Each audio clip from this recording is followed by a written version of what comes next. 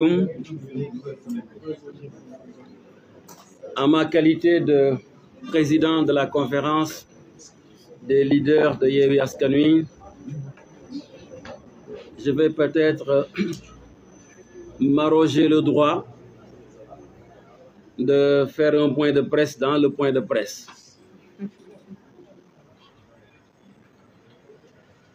ay ndaw ngeen ay ndaw ñoo ñuy déglu léegi dafay baax ñu xamal leen yenn yi pour que ñu mën koo gànnaayoo ëllëg bien que mënuñu wax lépp. Je parle de moi-même d'abord.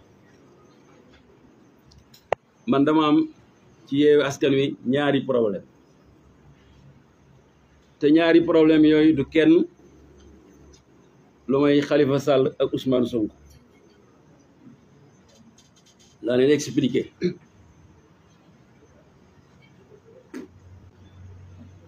ñi ñëpp des samay rakk yu baax ma wax leen cër biñ ma jox ba décidé def ma président Yewwi Askan Wi parce que bi ma ciy dugg ci Yewwi Askan Wi ci Khalifa Sall ak Ousmane Sonko la jaar.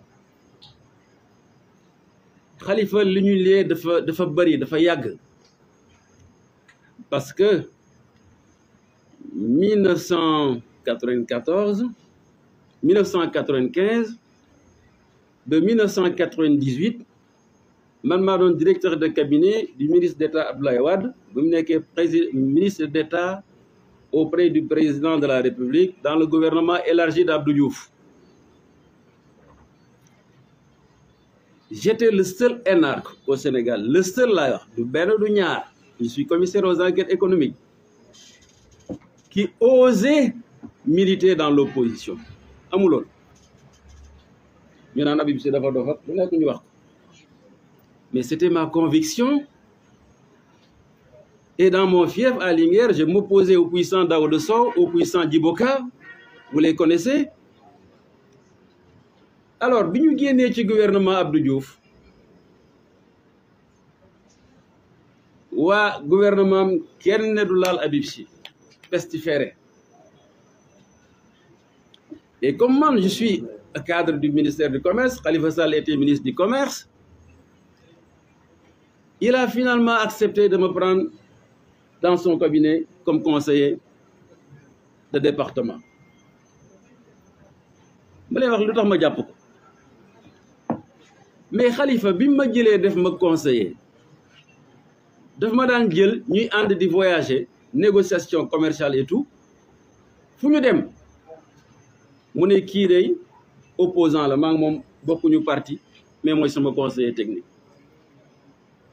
Il n'a jamais alors essayé une seule fois, ni ci acte ni ci parole, jéem ma convaincre pour ma ñëw parti socialiste. ma jàpp ne kooku góor la, démocrate la, parce que amul kenn koo xam ne kii ci parti socialiste mos nga du def lu mel noonu. bi ñuy sos Yewwi Askan Wi, compte tenu de nos relations, il est venu me voir pour ma bokk. mun ma ko bañal, j'ai accepté. damay gàttal rek, Ousmane Sonko sama rakk la. bi nga xamee ne Macky Sall da koo dàq ci inspecteur impôt et domaine, ma woo ko ne ko Ousmane dama bëgg affaire bi mu nekk affaire énarque, parce que lii dara mosu fi am lu mel nii. Un énarque qu'on décide comme ça de radier de la fonction publique, c'est injuste. Il faut que ça soit le problème de tous les énarques. Impôts et domaines, douane, trésor, commissaire aux enquêtes économiques, administrateur civil, inspecteur du travail. Il faut que tout le monde s'implique et qu'on aille voir le président Macky Sall pour qu'il revienne sur sa décision. Ousmane me dit, c'est bien Habib, mais je ne suis pas demandeur. Mais bu fekkee am na loo ci mën a dox nga dox ko.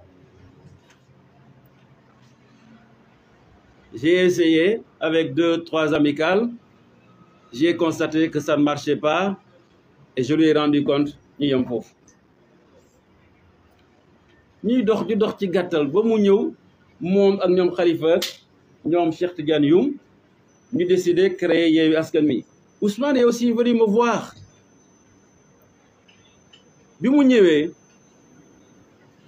mu ne ma doyen dama bëgg nga ñëw nekkal ñu suñu Amath Dansokho ma ne ah Ousmane mii li mu wax rëy na di yaakaar ji rëy na de mais mënu ma koo bañal ma ne kon am na yaakaar ci man ju tol nii wax ba mu mel nii bés ni ki tey sama waa parti ngi fi waxuma leen ko mais boobu laa rey sama parti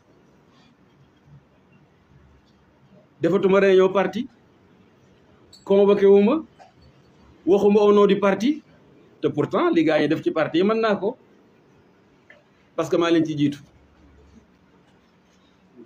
mais je me suis dit yaakaar bu toll noonu ay jeunes bu ñu demee ba wekk ko sa kaw yow li la war mooy li nga jàppoon muy sa intérêt bopp nga bàyyi ko consacré pour l'intérêt général et ils me l'ont rendu ñoom ñëpp sans exception. Khady est là. Les gens de mon parti me critiquent toujours, ils m'appellent dans réunion, etc. Je dis non, je ne fais pas. Et je ne leur ai jamais dit la raison pour laquelle je def ko. Voilà, Khady, je te l'explique aujourd'hui. ñuy dox ba Khalifa qui était le président de Yewwi Askan Wi il faut ngeen xam Khalifa Sall m'a poursuivi pendant 2 mois pour me jël la présidence de Yewwi Askan Wi j'ai refusé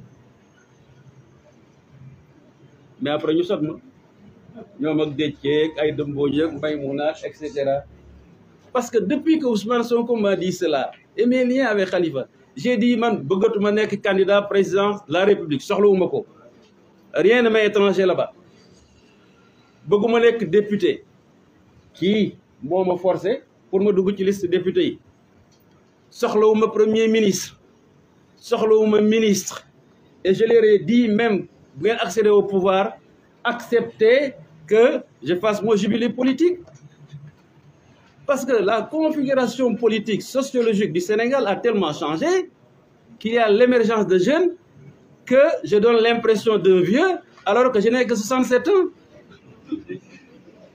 Ne vous fiez pas à mes cheveux blancs. Je pouvais faire comme tout le monde.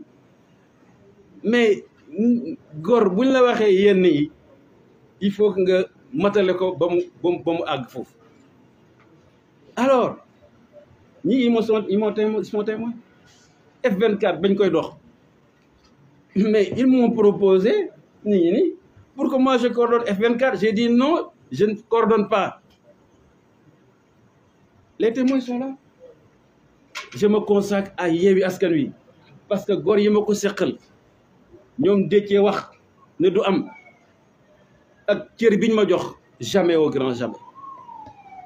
Je veux symboliser Yewwi Askan Wi et je me battrai de toutes mes forces pour que Yewwi Askan Wi demeure cette famille dont on a parlé.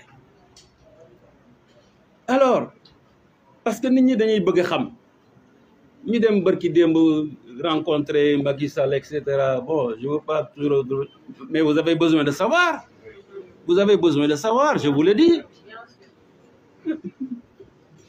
pour savoir je crois que matul 3 minutes suñu gisee ak Macky Sall man ñii ñoo ma yónni Yewwi Askan Wi je suis le président de la conférence des leaders de Yewwi Askan Wi le maire Barthélémy Diaz a écrit pour inviter le président de la conférence des leaders de Yewwi Askan Wi j'ai demandé l'autorisation de la conférence de Yewwi Askan Wi ñu ne ma demal toogal ñu fa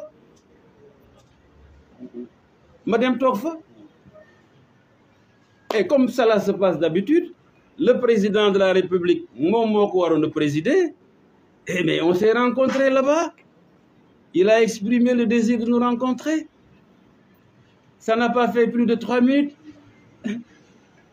lañ fa wax mën naa leen ko wax c'est pas un secret Macky Sall dafa ne ma Habib mon grand frère tu vas laisser tomber ma ne ko mais président seetal yu li wax yow kay yow yaa ma laisser tomber mais dafa ma tagg mu ne ma Habib tous les anciens du PDS yi génn yëpp ndaa na Abdoulaye Wade ñëw nañ ànd ak man ba mu des yow ma ne ko mënul am c'est pas possible c'est par la suite laa ko wax ne ko Habib Sy bi nga xamoon c'est le même qui demeure Habib Sy rien n'a changé parce que on se connaît man ak moom man ma jàpp ne man li ma xamee sama bopp parce que dama wax Ousmane Sonko Ousmane ne ma Habib bul sonn man ni ma la xamee di la approché di wax ak yow mais public bi xamee wuñ la noonu ba mën la wóolu noonu kon buñ gisee nga serrer la main Macky Sall l'opinion publique a le droit d'interpréter ma ne ko nag bon ça c'est vrai mais il faut que les gens comprennent que man su ma fanaanee ci lal ak Macky Sall ñu yeewu ndékki doo ensemble añandoo reerandoo ensemble il faut pas changer mes convictions te xam na ko kan ngeen gis ci ministre Abdoulaye Wade yi nekkoon fii ànd ak moom 1974 ba léegi ku nekk dans l'opposition si ce n'est Habib Sy man donc du kenn du ñaar alors yooyu dama leen koy wax pour ngeen xam les jeunes et la presse pour bu ngeen wax ngeen xam il faut aller à la source pour pouvoir interpréter parce que comme ils l'ont dit Yewwi Askan Wi kenn mënu ko détruire c'est Cheikh Tidiane Youm qui dit que c'est un peu mystique même parce que lui c'est un cheikh alors et là vraiment je profite de l'occasion comme on m'a donné la parole pour ngeen xam ne le combat de Ousmane Sonko c'est le combat de Yewwi Askan Wi le combat de Pastef c'est le combat de Yewwi Askan Wi Ousmane Sonko est de nous on continuera à le soutenir on continuera à mener le combat on continuera de faire en sorte qu'il soit candidat parce que Macky Sall n'a pas le droit d'éliminer des adversaires politiques. C'est un combat qu'il ne peut pas gagner, c'est impossible. Vous ne pouvez pas éliminer Khalifa Sall, éliminer Ousmane Sonko, éliminer Karim Wade et vous présenter seul à l'élection présidentielle. À quoi cela ressemblerait? C'est impossible. Le peuple bi duñ ko nangu. Alors, il faudrait donc qu'il revienne à la raison. mu xam li mën a am ak li nga xam ne mënul am. En tout cas, ñi yaakaar ne les crises là, tout ça, c'est tout à fait normal hein, qu'il y ait des divergences parfois, même dans les partis, dans les familles, ça existe. Il faut qu'il y ait des divergences dans Yewwi Askan Wi.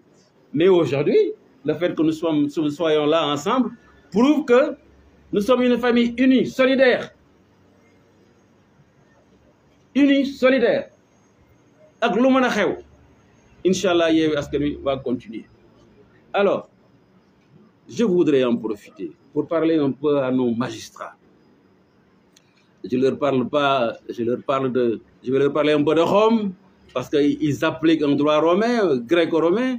Je ne parle pas de Moussaka ou d'autres philosophes. Vous connaissez le philosophe Platon. Platon, il dit, il a fait une constitution. Il dit que la cité doit être dirigée par les magistrats, les philosophes. C'est ce qu'il appelle les philosophes rois. À ces gens qui doivent diriger, il leur attribue une vertu. C'est l'intelligence. L'intelligence. Il dit qu'il y a une deuxième catégorie. Ce sont les guerriers, ceux qui défendent la République, les soldats. Il leur attribue une autre vertu qui est le courage. Et ensuite vient la troisième catégorie qui est constituée par les producteurs, les artisans, les agriculteurs. Il leur attribue la modération. Mais il dit qu'il y a une vertu commune que doivent partager toutes ces catégories, c'est la justice. Parce que c'est la justice qui est le lien social entre les trois catégories. Et quand la justice est mal rendue ou n'est pas partagée par les catégories, il y a une scission de la société, de ce qui dirige. Je crois que, je rappelle tout simplement aux magistrats, je sais qu'ils le savent, ils devraient de temps en temps se référer à ces grands penseurs. Parce que quand il y a une rupture dans la façon dont la justice est rendue, ça crée une dissension sociale. On ne sait pas où est-ce que ça va nous mener. On ne sait pas. Parce que quand même, Ousmane Sonko, ce n'est pas n'importe qui. Il représente une frange très importante de la société sénégalaise. Le président Abdou Diouf, il était intelligent, lui. Et c'est pour cela que quand il a condamné le président Wade en 1988, comprenant qu'il y a une scission sociale, rapidement, il a réhabilité parce que ça ne peut pas tenir, c'est impossible. Depuis Senghor, depuis 1960, Macky Sall est le seul président de la République du Sénégal qui écarte des candidats potentiels. Ça,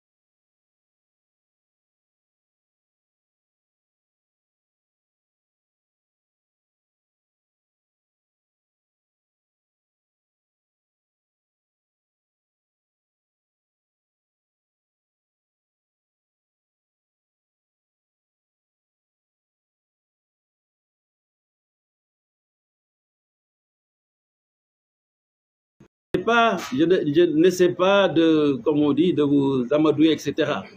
Mais accepter qu'il arrive des moments dans l'histoire d'un pays où les combats se confondent. Et quand les combats se confondent, les actions doivent se confondre. Parce que nous luttons tous